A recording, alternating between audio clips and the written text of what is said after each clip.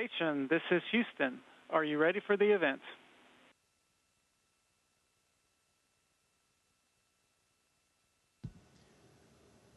Houston, this is station. We are ready for the event.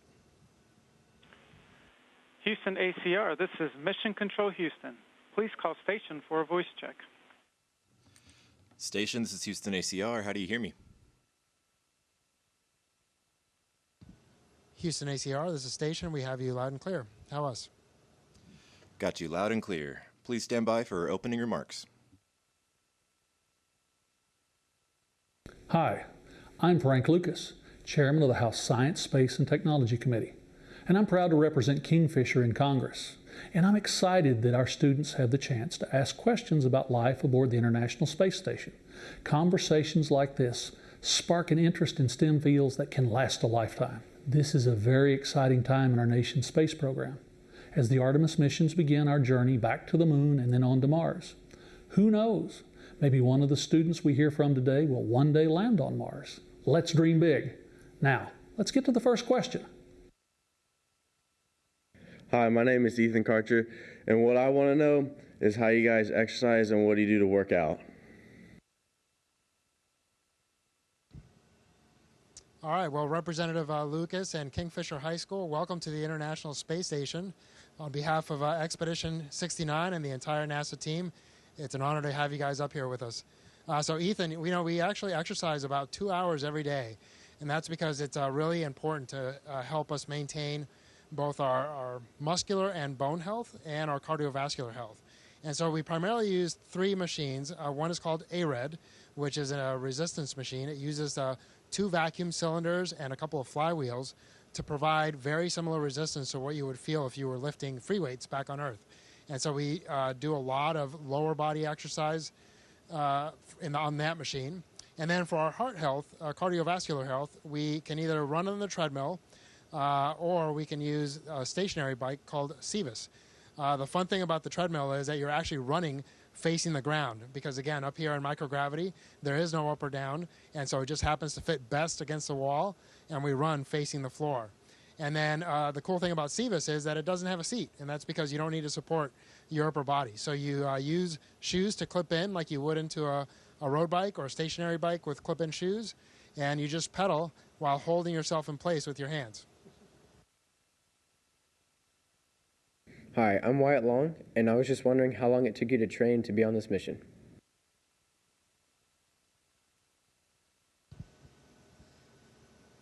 Hey, Wyatt. Yeah, and so training as an astronaut is a continuous process. When you first get selected, for me more than 20 years ago, and for Frank just a few years ago, it's about 2 years of training before you're actually eligible for space flight. And after that, you're continuously training and maintaining your proficiency.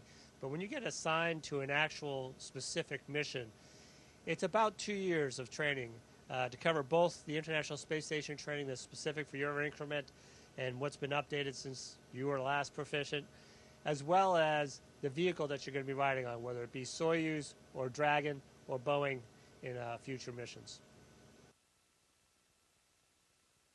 Hi, I'm Angela Munoz, and I'd like to know what the most unfavorable thing about space is. Hey, Angela. That's a great question because there's a lot of awesome things about being in space, but there's a couple of things that are kind of hard. Probably for most of us, the hardest thing is being away from our loved ones for a long period of time. But there's also a lot of physiological changes that happen to our bodies that can be really hard. We're exposed to a lot more radiation up here because we're outside of our atmosphere, which provides a lot of protection for us back on Earth. Also, the fluid shifts that you have because of microgravity can affect some people's eyesight, can affect how you feel. You can get a lot of congestion and some headaches because a lot of that fluid that is normally in your legs ends up in your upper body. And then also, one of the biggest things we find is that because we're not walking, we're not standing, we lose a lot of muscle and bone density in our legs. And that's why we exercise so much lower body exercises, and that's to provide that resistance to hopefully maintain our muscular endurance and our bone density, which helps us when we get back on Earth. Hi, my name is Reed Witt, and I would like to know what you guys do with your trash on the International Space Station. Yeah, we do generate trash here on the International Space Station. We try and reuse and minimize the amount of trash we do generate. We obviously recycle all our water, but we find multiple uses and reuses for most of the stuff we have coming up here. But we do generate trash. A lot of it gets burned up. We put it on resupply vehicles. The Cygnus resupply vehicle we have now, when it comes back to Earth, it'll actually burn up on entry, and we'll have loaded it full of trash, things that are disposable. We do have other ways of getting rid of trash. We actually used one of our Dragon resupply vehicles, and we flew some of it back down to Earth successfully. And we also have the NanoRacks airlock, which can be used for trash disposal as well. And that's a airlock that's attached to a different part of the space station. It's a little different than this airlock. It actually goes on the one of our hatchways, and then you open it, take it off, they turn it away with using the robotic arm, and they can release trash. So we do have a few different ways of getting rid of trash, but we really try and minimize the amount of waste we have. Hi, I'm Audrey Long. How do you adjust to life after seeing how small you are compared to Earth and space? Hey, Audrey. You know, that's a really insightful question, because I think when you're up here, you do appreciate how small we are as a space station, especially as a people. And also, you know, you're humbled by the fact that you're up here representing the NASA team, our nation, and all of humanity. I mean, there's only 7 of us up here in space right now on the International Space Station. You also look down at the Earth and you realize how unique it is as you look out at the rest of our solar system, and really for the most part you just see blackness. And so all of those things hopefully combine to make you feel like you need to be a better person when you come back to Earth, that you need to represent the team well, and that you need to be kind to others, because really, again, our Earth is all we have, and so we need to protect it and protect each other as we move forward. Hi, my name is Andrew Long, and I'd like to know what re-entry is like.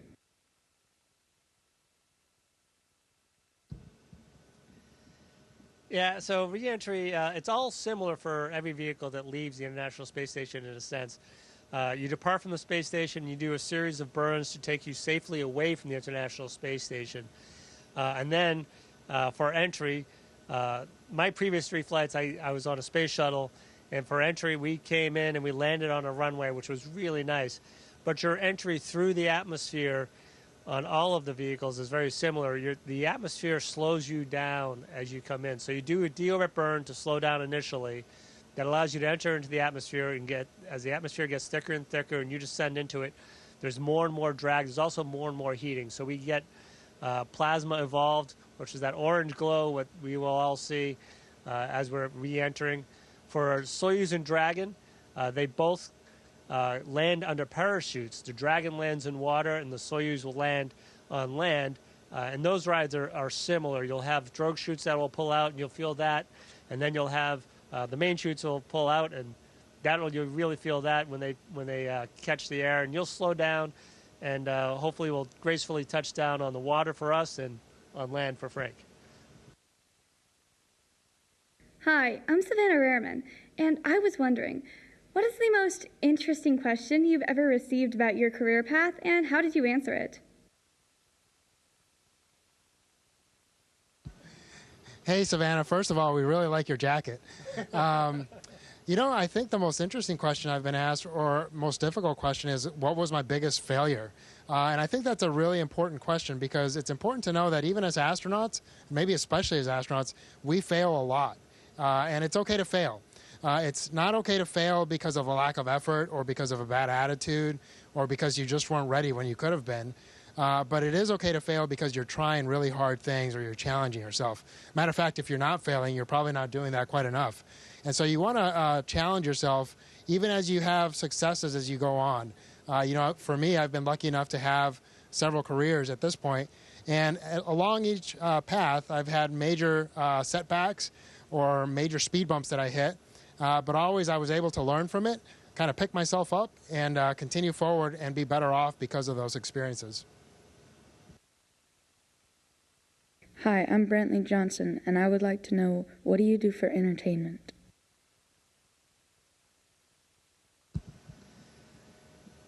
There are a lot of options here for entertainment. Just being here can be entertaining. Floating never gets old, so if I just hang out here, this is actually kind of cool.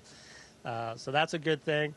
We do have movies. If we want to watch movies, you can look out the window. We can take pictures. There's some musical instruments on board. But really, it's just a lot of fun to hang out with your crewmates. They're great people, and they're really a lot of fun just to hang out with. They're always very entertaining. Hi, my name is Emmy Lunsford, and my question is, how many people does it take to maintain the International Space Station, and what is one tool that you can't live without? Hey, Emmy, that's one of the best parts about being up here is the fact that we are a part of an amazing team, and that team is actually represented worldwide. So we have mission control centers, as we call them. The main one tends to be at Houston, but for the Russian segment, their main control center is in Moscow. And then a lot of our science goes through Huntsville, Alabama. And our international partners, the European partners, have a control center in Munich. And then our Japanese partners have a control center in Tsukuba in Japan.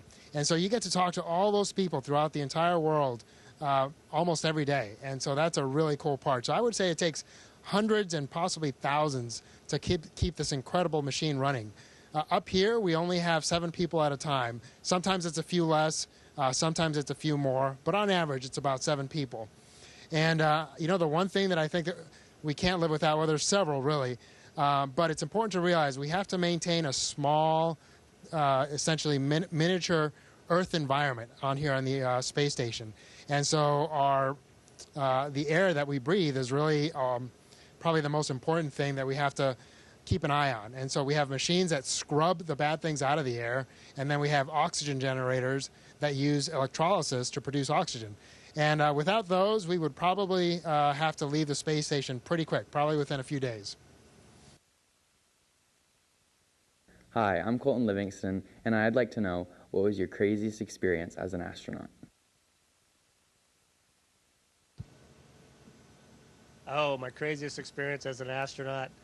That's hard to say. It depends on how you define crazy. Every launch has just been absolutely amazing. And then the EVAs I've managed to do, spacewalks, they've been absolutely amazing as well.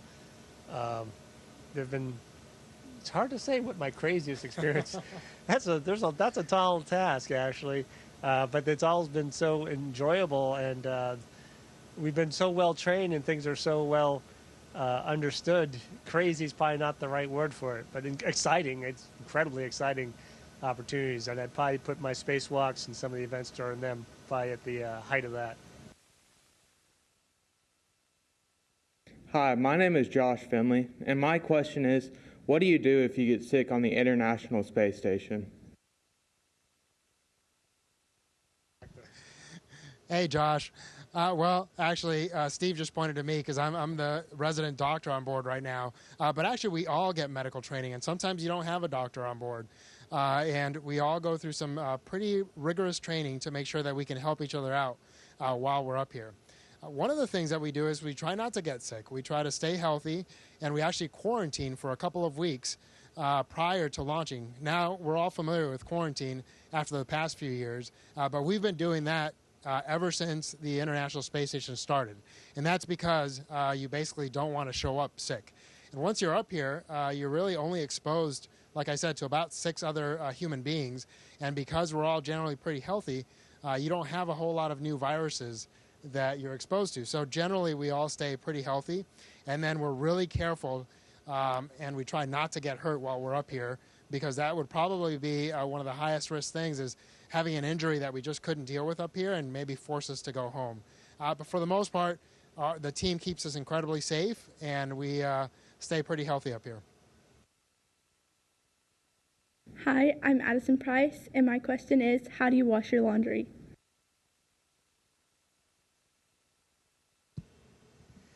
Addison, we don't wash our laundry. We actually throw our clothes away eventually, but we wear them for several days or weeks, or in case of some items, pants, for instance, maybe a month or two. So we really don't wash our laundry. we basically throw it away. And that's sort of an issue going forward. Water is such a precious resource, and how would we clean these items? And so far, we've determined that the most efficient way to manage that is basically throwing our clothes away. As we go further into space, that'll become less and less of an option, so we're going to have to find ways of cleaning. And there are different ways of getting things clean. We're just going to have to introduce them on board and in space at some point. Hi, I'm Trayson Dieterding. I would like to know if you get any days off on the mission. Hey, Trayson. Yeah, we do, actually. Most of the time we get the weekends off. And sometimes we get the major holidays off, like Christmas or Thanksgiving, 4th of July. Sometimes we have to work during the weekends or during those holidays, especially for things like spacewalks or if there's a new spacecraft coming up or leaving. But for the most part, the team really tries to give us a few days off a week. And that's because we work really hard during the week, and it's just important to kind of recuperate on the weekend so that you're ready to go for another week's worth of science and maintenance the following week. Hi, my name is Cooper Davis, and how big is your living space?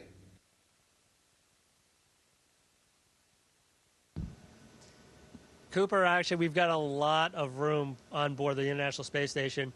It is a laboratory, however, and there's wires and computers and power supplies hanging off of everything. So it's really not a living space.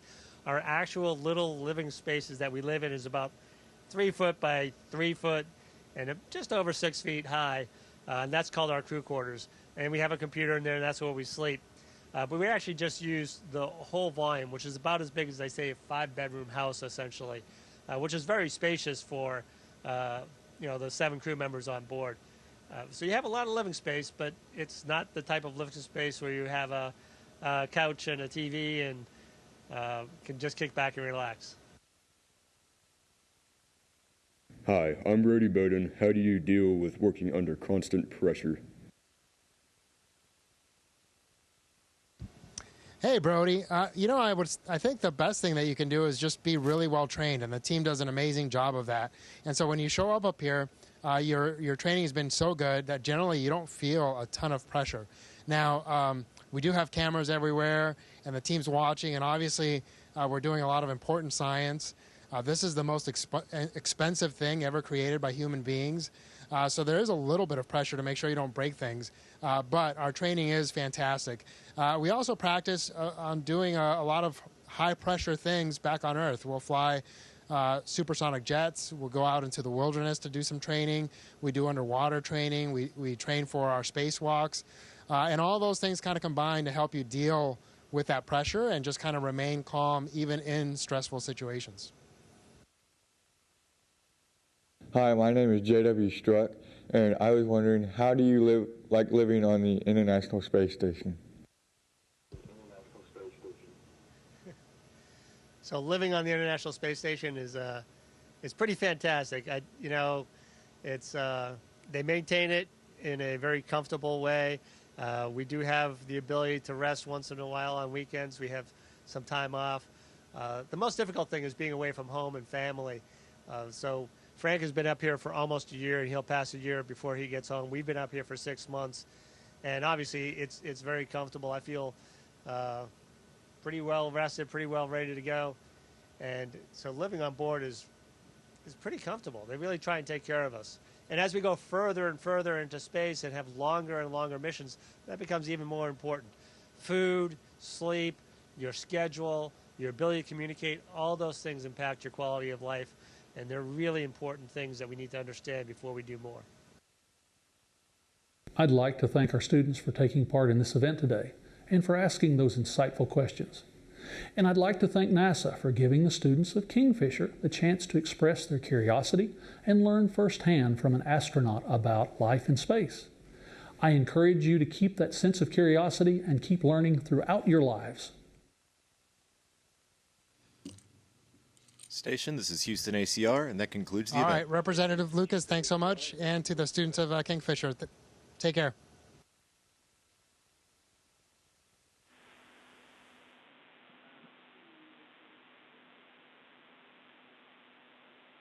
Thank you to all participants. Station, we are now resuming operational audio communications.